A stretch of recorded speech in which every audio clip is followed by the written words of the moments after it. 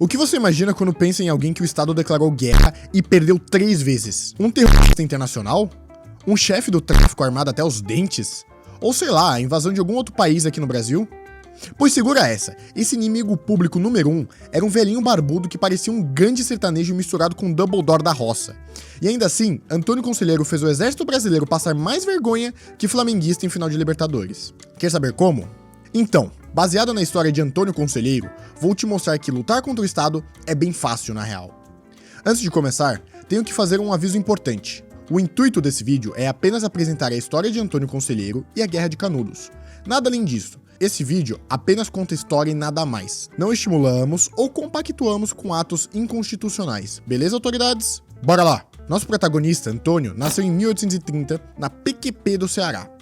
Para a época, ele deu sorte, pois nasceu em uma família relativamente rica. Seu pai era comerciante em uma pequena cidade. E sua mãe? Pouco se sabe sobre ela, mas dado o contexto da época, ela provavelmente era uma dona de casa e religiosa. Tá, mas o que a riqueza te dava acesso naquela época e naquele lugar? Bom, ler, escrever, tomar banho de vez em quando, estudar e talvez comprar alguns livros por ano. É isso. Desde pequeno, seus pais queriam transformá-lo em um padre. Sua infância não teve muitos eventos de interesse, mas quando ele começou sua vida adulta, foi quando ele teve muita sorte. Primeiro, sua mãe foi escalada para jogar no Vasco, e seu sonho de seguir uma vida sacerdotal ficou pro futuro. Depois, nosso mago começou a fazer pequenos serviços como escrivão e advogado prático, aproveitando também para resumir seus estudos sacerdotais. A vida parecia estar caminhando, até que seu pai resolveu conversar com ele. E aí, filhão? Tranquilo? Então, queria te falar um bagulho, Mas porra, pariu de novo essa porra. Sem muita escolha, ele assumiu o comércio do pai e largou de vez seus estudos sacerdotais. Aí você me pergunta, tem como ficar pior? Claro! Depois dessa montanha de merda, nosso amigo resolveu se casar e mudou para Sobral, onde virou professor. Mais uma vez, ele achou que finalmente a vida estava voltando ao normal. Até que um dia ele pegou sua esposa traindo ele com um sargento da polícia. Bom, a última coisa que eu vou me chamar é de historiador. Mas imagino que quando ele descobriu, aconteceu o seguinte. Nossa, boy, não sabia que você assaltou o açougue. Oxe, mulher, por quê? E esse linguição? Não acredito! Eu vou chamar a polícia pra prender... Ô, boy, desculpa aí. Eu conjuro torção testicular! Bom, podemos dizer que meu mano Guts não passou por metade do que Antônio Conselheiro passou. Enfim, depois de ter a experiência mais fraca do Bustil, nosso amigão largou absolutamente tudo e virou andarilho. Ele começou a andar pelo Nordeste, consertando igrejas, entre aspas, curando pessoas e alegando ter mensagens divinas que guiavam suas decisões. Ele também era obcecado pelo sofrimento e sacrifício, pois acreditava que isso curava a alma. Pregava uma visão de mundo apocalíptica, acreditando que o mundo era corrompido. Porém, fazia isso calmamente. Enfim, fazendo tudo isso, ele conseguiu bastante seguidores, e até foi mencionado em um jornal relativamente influente da época. Só uma curiosidade, o nome do jornal, e eu não tô brincando, era O Rabudo. Só queria dizer isso mesmo. Enfim, o Rabudo descreveu ele como mentiroso, portador de um cabelo muito espesso, sujo e cheio de bicho, vestindo uma camisa azul, suja, com ar de sacerdote misterioso. E pra piorar, a menção ainda termina com o que tudo concorre para tornar a figura mais degradante do mundo. O cara tomou uma Disney inteira e ficou quieto. Mas relaxa, ele ainda vai mogar os betas do jornal e do Brasil. Enfim, depois de sobreviver a uma grande seca que causou caos generalizado e levou ao surgimento de vários grupos criminosos que assaltavam fazendas, o grupo de Antônio se provou limpo, pois não recorria a essas práticas. Isso trouxe boa reputação e aumentou sua base de seguidores. Além disso, após a abolição da escravidão, muitos ex-escravos buscaram refúgio com o Conselheiro. Não precisamos dizer que meu mano aqui era top 2 influências do Nordeste, perdendo apenas para o Calabreso. Em 1893, depois de cansar de andar por aí e ainda ser considerado fora da lei por onde passava, ele decidiu se fixar em um pequeno arraial perto de um rio lá na Bahia e fundou uma cidade que conhecemos como Canudos. Tenha em mente que nosso mestre dos magos já estava com 60 e poucos na época. Mais ou menos nesse período, o clima da queda da monarquia e instauração da república fizeram com que ele começasse a pregar abertamente contra ela, pois segundo ele, a república era do diabo e a monarquia, por pior que fosse, foi escolhida por Deus. Baseado nisso e com uma ideologia dura contra imposto, burocracia e o Estado, tudo temperado como fanatismo religioso, Canudos começou a prosperar. A economia era comunitária, cada família tinha seu pedaço de terra e suas produções.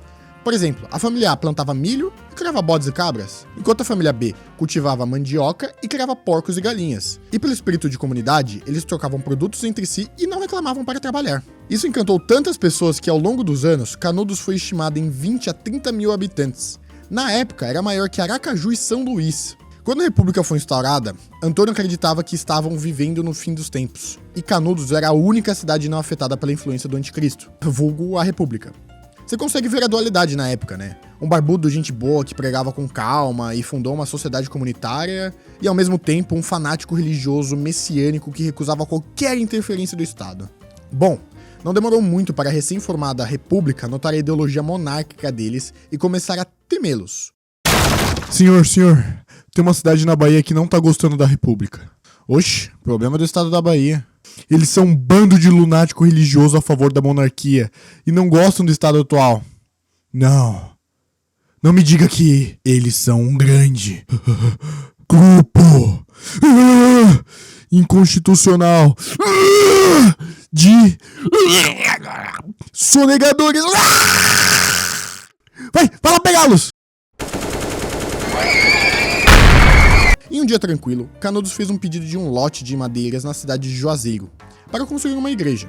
Eles venderam a madeira, mas as autoridades locais, após saberem disso, falaram nananina não, e não entregaram. A população de Canudos se revoltou, e assim começou a primeira expedição com apoio federal para tomar essa cidade. E esse foi basicamente o estopim que fez o Estado brasileiro declarar guerra contra uma cidade no próprio país. O tenente da Polícia Militar, Pires Ferreira, mandou 100 soldados, que estavam despreparados com o terreno, para Canudos, e eles foram massacrados pelo poder da Bíblia e uma peixeira de 40 centímetros. Com pressão da população e da imprensa, o Estado olhou o tamanho da população e falou: Pode pá, vou mandar 500 soldados então.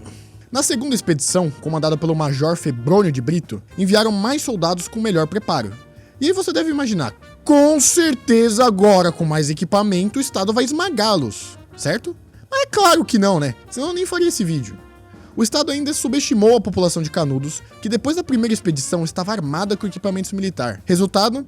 Fizeram o L com força. A tropa foi emboscada e perdeu ainda mais equipamentos. O placar agora tá 2-0 para Canudos. A República ficou putíssima.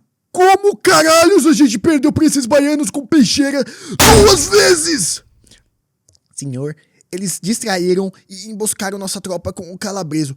Que porra é o calabreso? Com mais uma derrota, a recém-formada República ficou constrangida pelo segundo fracasso. E para piorar, a pressão popular aumentou. Assim, a terceira expedição, com 1.300 homens, liderado pelo grande herói da República, Coronel Moreira César, foi lançada. Com uma tropa muito mais preparada e comandada, você provavelmente acha que Canudos finalmente vai cair ou enfraquecer muito, né? Não! No primeiro test drive do conflito, o coronel foi com sede ao pote e morreu no primeiro combate. Isso fez as tropas entrarem em colapso e choque, fugindo e abandonando mais suprimentos e mais munição para Canudos. A moral da República caiu igual o preço de NFT depois de 2021. E só um fato curioso, estamos falando de 1890.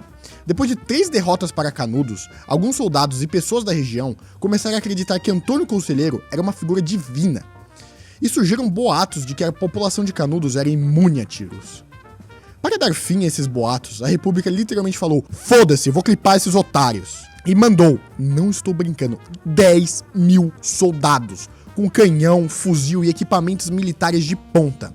Dessa vez liderada pelo ministro de guerra, equivalente ao ministro de defesa hoje, que havia lutado na Guerra do Paraguai. Chegamos em um ponto do vídeo que você provavelmente vai falar: deixa eu adivinhar, Canudos ganhou mais uma vez. E de certa forma sim, porém essa expedição foi muito melhor comandada e planejada. Eles formaram um cerco em volta de Canudos e lentamente foram encurralando a cidade. Mas Canudos ofereceu uma resistência forte, e o conflito durou meses. Você deve estar se perguntando, e o líder de Canudos, vulgo Antônio Conselheiro? Bom, como qualquer pessoa mortal e profética, ele resolveu reclamar com Deus diretamente, e morreu no dia 22 de setembro. Não se sabe ao certo, mas especula-se que foi de disenteria, basicamente uma diarreia com sangue, possivelmente ocasionada por um ferimento em combate. Enquanto Antônio estava reclamando com Deus, os fiéis continuaram resistindo. Até que, no dia 5 de outubro, Canudos foi invadida e completamente destruída. De toda a população, sobraram apenas 4 sobreviventes. O exército levou não deixar ninguém contar a história muito a sério. Depois do conflito, o exército exumou o corpo de Antônio Conselheiro para ter absoluta certeza de que ele estava morto e que não ia voltar dos mortos. Não olha pra mim, tá? A gente tá falando do século XIX, o pessoal dava cocaína e heroína quando os filhos tinham dor de dente, então não se assuste com a capacidade do povo da época. Enfim, qual a moral da história? Sei lá, se seus pais morrerem e você for corno, você provavelmente vai desbloquear o final alternativo e vai poder realizar seu sonho mais picante, fundar a Ancapolândia. Ou se inscrever no canal. Fui!